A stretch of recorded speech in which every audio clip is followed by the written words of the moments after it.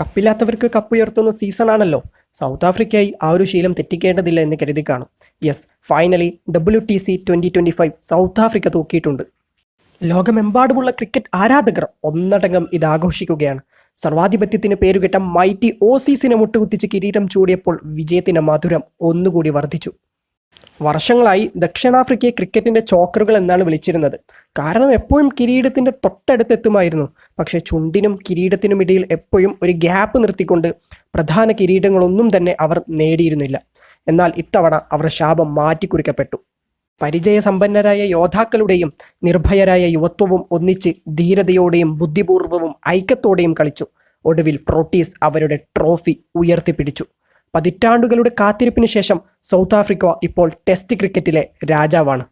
നായകൻ ടെമ്പ ബവുമയും ഒരുപാട് പ്രശംസ അർഹിക്കുന്നു.